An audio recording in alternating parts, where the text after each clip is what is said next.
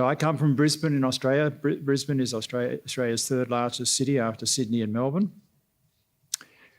And I work in a university and a large tertiary hospital. I'm going to talk about geriatricians a little bit. I'm going to talk about nurses a bit. I hope you appreciate the angle of the talk. But it serves a purpose of thinking about NedRAI tools in the context of clinical practice and also in terms of workforce planning. So they're the two angles that I wanted to talk about. So geriatric services are popular in many countries now because populations are ageing. However, geriatricians in most countries are perceived to be in short supply, and hospital budgets are limited, and funders perceive geriatricians to be expensive. I guess most hospitals don't want to put any more staff on. The general belief is that we're spending at the max and confronted with a problem of increased needs resulting from population ageing, amongst other things, and limited ability to pay for more services. So this basically turns into no action. This is my experience, just status quo. On the other hand, I think about the potential that geriatricians can offer, and I would say the same thing about gerontic nurses or anybody who's got expertise in aged care. And my view is there's a large amount of potential work for geriatricians and others within and beyond the hospital that cannot be met due to expenditure problems. Now, this chart shows results of a study we're about to publish around the presence of functional syndromes. Most of you would know something about this if you know something about NedRAI, around the sort of problems that are typically seen amongst older people in hospitals. So what you see here is in the yellow bars are the patients who are over the age of 70, 80 and 90 are the three bars. And you can see that these classic geriatric syndromes such as cognitive impairment, dependency in activities of daily living, mobility problems, falls in the last 90 days, and bladder incontinence are all more common in older people in the hospital population, probably not a surprise. And that's true of all those things that I've got in that box on the right-hand side. But what's more interesting, perhaps, is that these kind of problems are not absent amongst younger people, far from absent. For example, about 30% of hospital inpatients have ADL problems amongst the younger population. It's quite high. And even about 20% down to the age of about 40 have had a fall in the last 90 days. So I don't know, we have a discussion. Are these geriatric syndromes amongst younger people? There's certainly functional issues that need to be thought about. Here are some other phenomena that we found in this study, and we used the new NedRAI AC to get this data, by the way. I'll come to that in a minute. Such things as self-reported depression, about 20% of the hospital population, 70 to 80% experience pain, unintended weight loss amongst 25%, and substance abuse, not surprisingly, more prominent amongst younger people. And again, those phenomena on the right-hand side all followed this kind of pattern. So we collected this data in younger people to sort of figure out what sort of assessment would be needed in adult patients who weren't elderly, because we all think about geriatric syndromes and the problems of function and psychosocial issues amongst older people. And we were really unable to find a way of segregating the population with a screener to suggest that we shouldn't be doing the same kind of assessment on younger people in hospital. Now, why is this so? Younger people that get into hospital for multi-day stay are not average citizens. Indeed, one other thing I haven't shown you here is the probability of having been in hospital in the prior 6 months was the same regardless of age groups. So younger people that find their way into the inpatient services in hospitals tend to have multiple problems that are chronic or recurring. And so there's a pretty reasonable conclusion one can reach that one should be doing functional assessments on all adult inpatients, which is the conclusion we arrived at. The final slide relating to this study just shows some of the characteristics. But the one I wanted to draw your attention to is if we define a geriatric syndrome in the way we do for older people, that is, the person had cognitive impairment, delirium, dependence in ADL, mobility problems, a history of falls, incontinence, or a skin integrity problem, then 50% of the younger population had a geriatric syndrome. Admittedly, 75% of the older population had. These are extremely common problems. We were surprised. So this presents a case for doing functional assessment amongst hospital inpatients, pretty much across the board. So how do people do this? Most hospitals that I know of build their own. They get a committee together and they decide to do some kind of assessment, usually piece by piece. Somebody gets excited about delirium screening and introduces the confusion assessment method. Somebody else is interested in pressure ulcer risk and will introduce the Braden, and so forth. And so what you end up with is this kind of loose jigsaw puzzle of pieces of assessment systems that they generally find in the literature. And then there will be gaps like bowel function. There isn't really a tool for bowel function, so you make up your own items. So what's the outcome of this? Victoria is the most southeastern state in Australia, and one of my colleagues did a detailed documentation analysis of nursing records in 11 hospitals and looked at the admission documentation, and she found that nurses were expected to complete between 8 and 27 forms at admission, which comprised somewhere between 150 and 586 items, with a median of 345.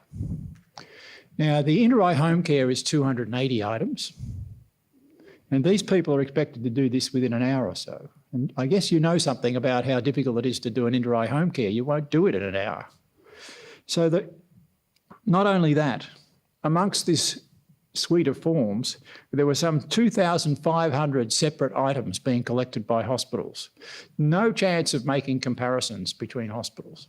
Basically a jumble of jigsaw puzzles. So what we've done within intereye is tried to address this problem. From this jigsaw puzzle to a beautifully organised, compact intereye style assessment.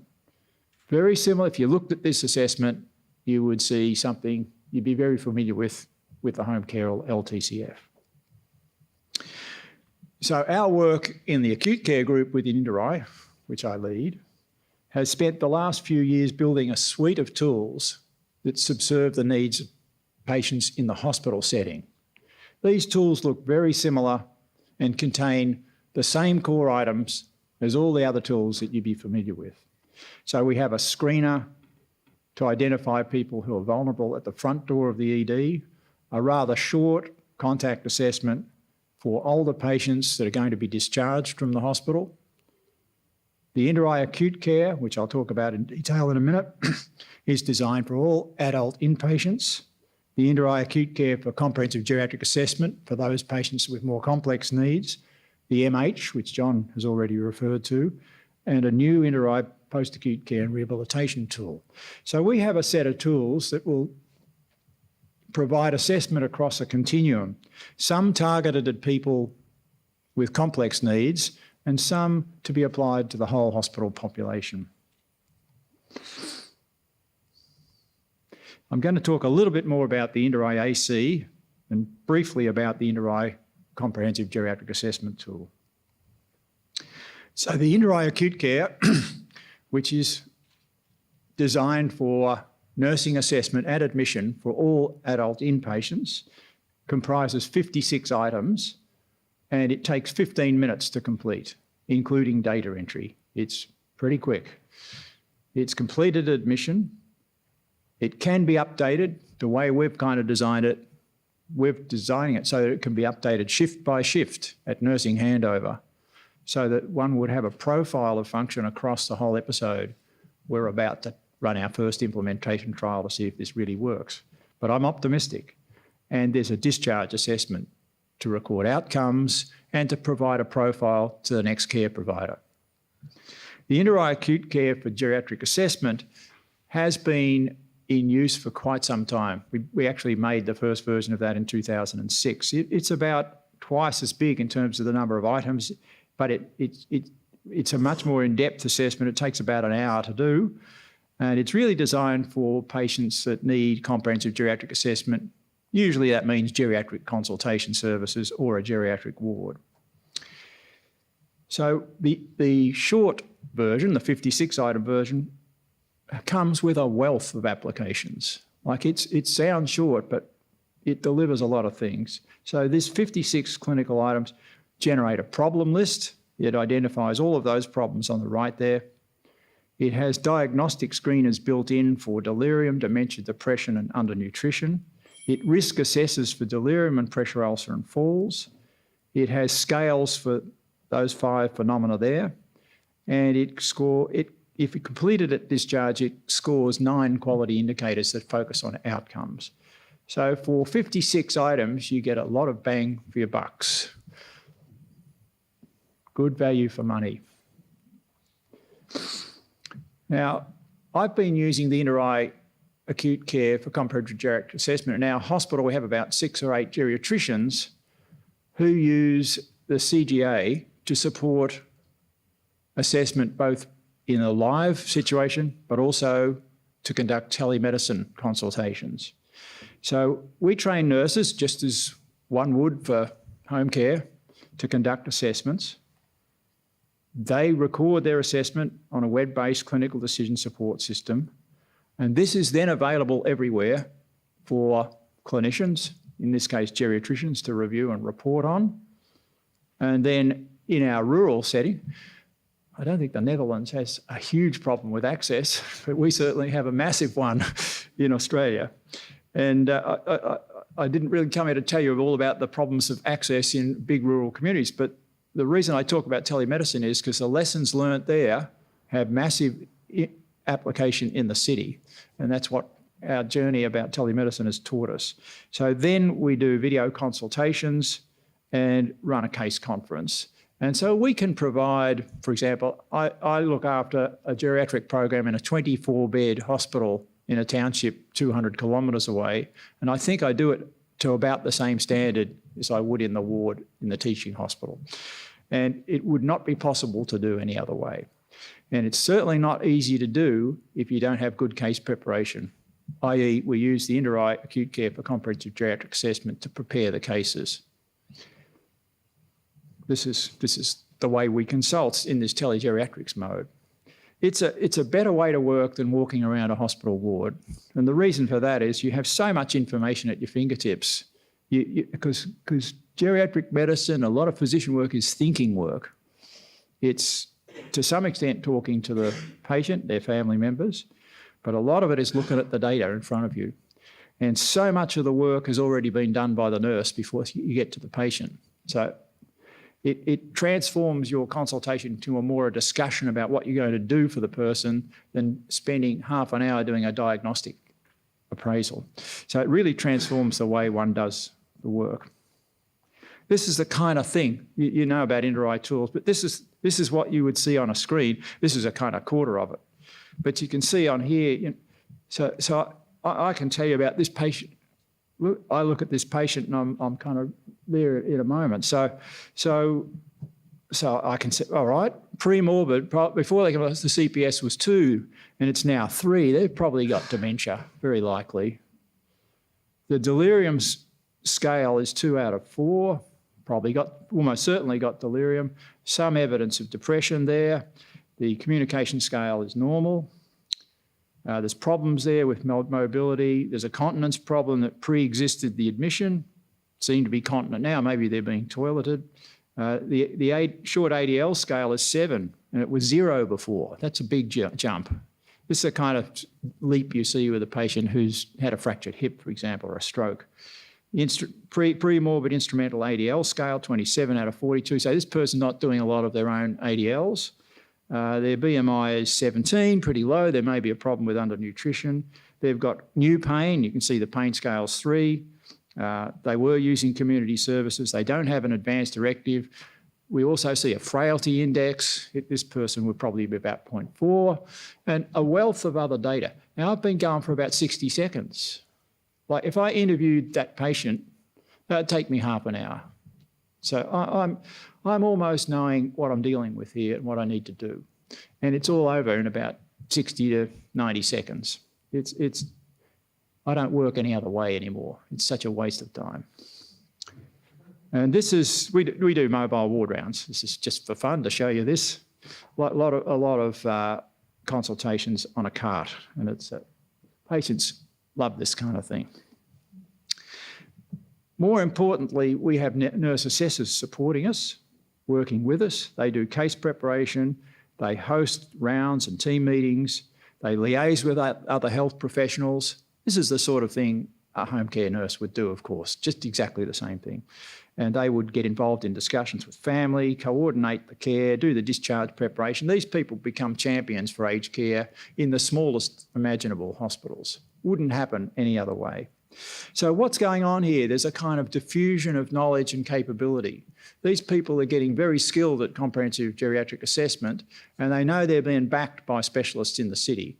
So they get confident that they know what they're doing. So you've suddenly got 24/7 competence in a very small rural community. Now, healthcare is changing. This chart shows you the number of consultations paid for by Kaiser Permanente in Northern California between 2008 and 2013. And what do you see here? No change in the number of office visits, but dramatic changes in virtual visits, telephone, secure email consultations. So the behaviour of the nature of the interaction between the patient and the physician is changing. And you see the same sort of thing in some, depending on the payment arrangements, you're seeing this growth in virtual consultations between doctors and their patients. Not sure if you're aware that this is going on. In some jurisdictions, nothing is happening because there's no incentive to communicate with a patient except in your office. But patients really like this multimedia approach to interacting with their health professionals, and it's probably cost saving. So what can we do with our own assessments to rethink the way we practice geriatric medicine?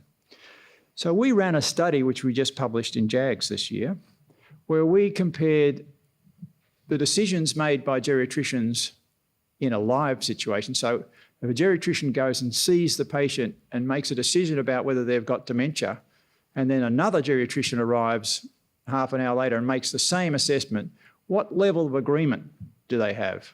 You'd like to think it was 100%, wouldn't you? They're experts. The answer is about 70% amongst hospital inpatients. And then if you do an online assessment, as I've shown you, and compare it to a live assessment, you can figure out whether the level of agreement is the same. Now, if you didn't do the live, you'd think 70% was terrible. You'd be hoping the gold standard was 100%. So what did we find when we did this? So we did these pairings, and we did about 200 of them, quite a big study. So the ability to accurately diagnose dementia, delirium and depression was absolutely the same with the online assessment as it was in person. No difference. The nature of the recommendation whether the person should go to long-term care or rehabilitation was the same. No, absolutely no difference. And the geriatrician's opinion of where the person would be discharged from hospital and where they will be located in 3 months was absolutely no different. So these are the sorts of decisions you make in geriatric consultation in the hospital. These are the kind of triage decisions to care. And we found that by doing it this way, you get no degradation of the quality of the decision making. How long does it take to do it? So this is the analysis of the time required to conduct this task. So the in-person consultations took on average 27.7 minutes and the online consultations 9.9 minutes. So you're getting a 3-for-1 deal there. You can do 3 online assessments for the price of 1 conventional assessment. Now, if you think back to my slide number 2 or 3, where there's a shortage of geriatricians, this kind of approach could triple the availability of geriatricians into the market. This is the kind of transformation of healthcare that you need to keep up with the demographic change. You know, things that improve efficiency by 5 or 10% is what you see in the literature with most things, whereas actually what you need is something of the order of 200%, which is what we're demonstrating.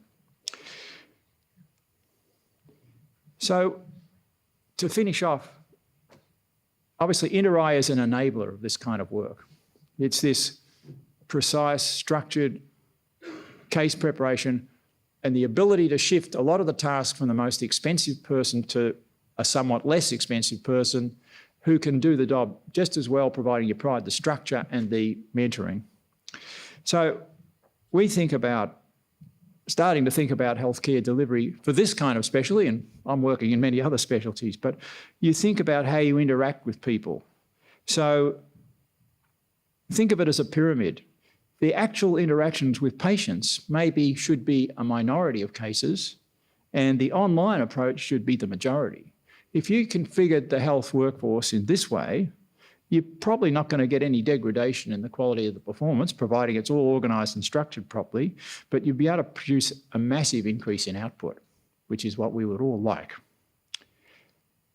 So just to summarise, intereyes systems, I hope I've convinced you, provide an important contribution to clinical decision support.